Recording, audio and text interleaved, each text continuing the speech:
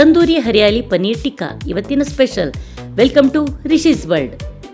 ಒಂದು ಮಿಕ್ಸರ್ ಜಾರಿಗೆ ಒಂದು 8ರಿಂದ 10 ಹಸಿಮೆಣಸಿನಕಾಯಿ, ಕೊತ್ತಂಬರಿ, 2 ಇಂಚ್ ಚಕ್ಕೆ, 1-2 ಏಲಕ್ಕಿ, 4 ಲವಂಗ, ಸ್ವಲ್ಪ ಕರಿಮೆಣಸು, 2 ಇಂಚು ಶುಂಠಿ, ಒಂದು 10ರಿಂದ 15 ಎಸಳು ಬೆಳ್ಳುಳ್ಳಿ, ಸ್ವಲ್ಪ ಅರಿಶಿನ,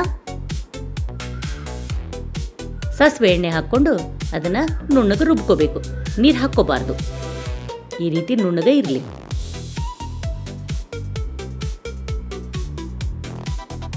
ನೋಡ್ರಿ, ಈ ರೀತಿ ನುಣ್ಣಗೆ ಪೇಸ್ಟ್ ಆಗಿರಲಿ.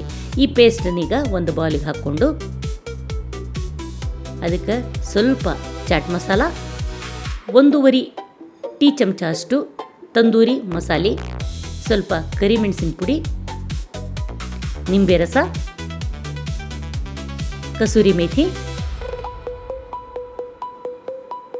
ಶ್ರದ್ಧಾನುಸಾರ ಉಪ್ಪು ಈಗ ಹಾಕ್ಕೊಂಡು ಎಲ್ಲ ನೀಟಾಗಿ ಕಲಿಸ್ಕೋಬೇಕು. ಆಮೇಲೆ ಇದಕ್ಕೆ ಪನ್ನೀರ್ ಕ್ಯೂಬ್ ಹಾಕ್ಕೊಂಡು ಕಲಿಸ್ಕೋಬೇಕು.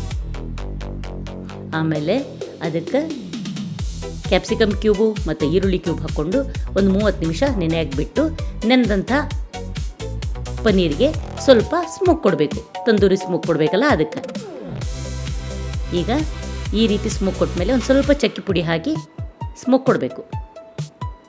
ಆಮೇಲೆ ಒಂದು ಗ್ರಿಲ್ ಪ್ಯಾನಿಗೆ ಸ್ವಲ್ಪ ಎಣ್ಣೆ ಸವರಿ